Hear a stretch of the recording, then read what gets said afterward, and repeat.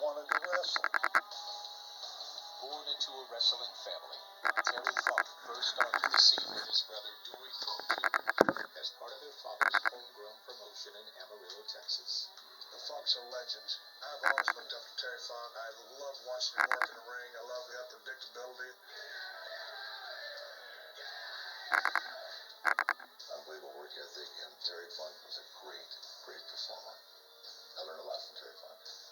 Terry's rugged, no-nonsense style captivated the NWA audience, catapulting him to great success. Terry Funk has just achieved the NWA World Heavyweight Championship. I'm going to go ahead and prove to you people that I will be the finest champion that this world has ever seen. Terry's popularity captured the attention of Hollywood. You're a dead man. There is just one of me. Terry would continue to captivate audiences all around the globe. I am middle-aged and crazy like a fox. Making an impact in WCW, ECW, and WWE, where his matches with WWE Hall of Famer Mick Foley would pioneer the hardcore style. Terry was ahead of his time in the sense that he did things that nobody ever did before. These former foes would then go on to join forces, reaching ultimate triumph at WrestleMania 14. Terry Funk, Cactus Jack are the new tag team champions. Terry Funk is one of the nicest guys, one of the kindest guys. I feel fortunate. He had a way of bringing out the best in me.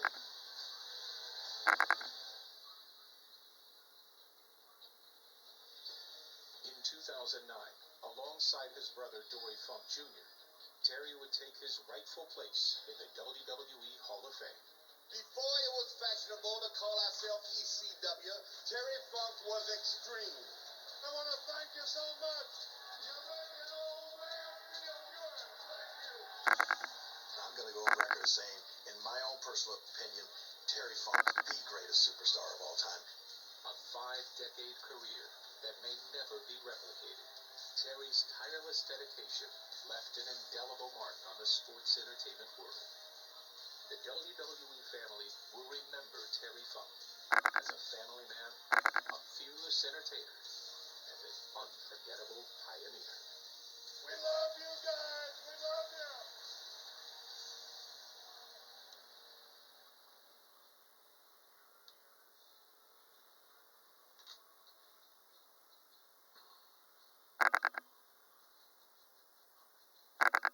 Terry Funk. There we go. Well, there's a legend. There's a legend. Man, see Mick Foley too. Mick Foley. Oh, Mick Foley. That man's been through. That man's a fucking straight monster, dude. Mhm. Oh yeah. I remember when he jumped off the rafters during that cage fight and broke his spine. Hey Terry, what's those paintings behind on your wall? This one's the DeLorean from Back to the Future, and this one's from Lupin the Third, which is an anime. Oh, all right, cool. You know, I used to be in the comic book business, so it caught my eye. Yeah. I've always been really huge into comics ever since I was a kid. You know, my aunt, she actually dated Adam West for a long while back when she was a model. Wow. She was actually going to be casted as the original Wonder Woman, but she didn't want to dye her hair or wear wigs, so they ended up picking somebody else to play the part. Oh, that's amazing. Wow, Terry. Mm-hmm. Yeah, I didn't know that. Yeah, my family, they got a lot of interesting history. Oh, yeah. So, Paul, what you been up to? Just the usual. I've been doing a lot of podcasts. So, like, if you look at my timeline, like tomorrow I'm scheduled one where I'm on a paranormal panel. So I have to, yeah. So I hope they don't ask me stupid questions like, what is a ghost? You know. God.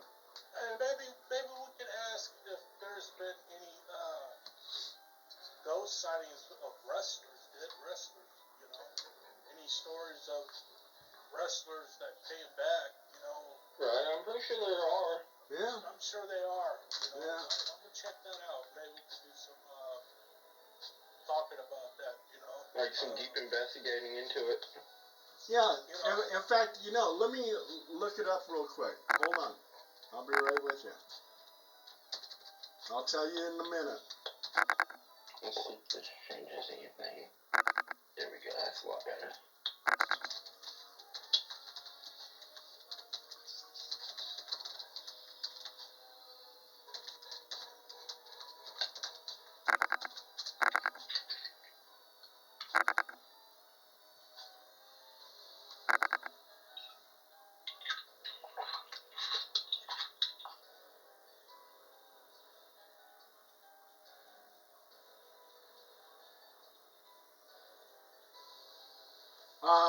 There's wrestlers who've seen ghosts.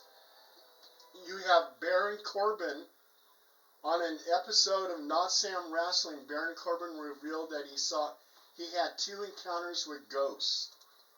One of these encounters involved a woman who lived in a house dormitory where he and his roommates resided.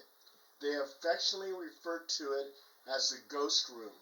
According to Corbin, they would hear her laughing, and although it was never scary, it certainly added an eerie twist to their living situation. Here's another one. Rowdy Roddy Piper.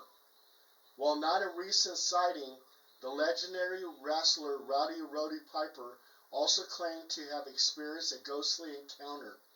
His story involved a haunted hotel room during his wrestling days.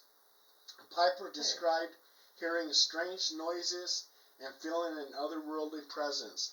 It seems even the wrestling ring isn't immune to the supernatural. So it seems like there's a lot of interesting. yeah. maybe we could bring some of that up a little bit. You know, Yeah, that's some interesting stuff. that's some interesting stuff, and maybe we could probably bring the first wrestler, if he's still alive, to tell his story. Yeah. You know, that'd be good. But what would be good also? I think what we could do is kind of like change things up. This wrestling news stuff is we need to come up with something unique, something to talk about. So I'm gonna start watching wrestling. A lot of the news breaks, and then maybe Paul, maybe I could send you some of these news breaks. Terry, I'll send you some, and then maybe we could talk about what's going on throughout the week of wrestling, big things, stuff like that. And since we all live here in Sacramento, we're going to start doing some shows this year. Matter of fact, me and my friend George were working on doing a show at the Colonial Theater this year. So you guys be involved if you want to. We can have Paul be my manager, one of my managers, or you could be the Dingo Warrior, Demon Warrior. Have the Demon Warrior come out. Just have fun. It's about having fun with kids, man. And I want to bring wrestling back the way it used to be. Yeah, right. Let's bring back your uncle's days, Paul. Let's bring back the real wrestling with music. Yeah, you're talking about Pepper Gomez. Yeah. Haystack Calhoun. Wrestling for the fans. Yeah. Exactly. And I want to do it at the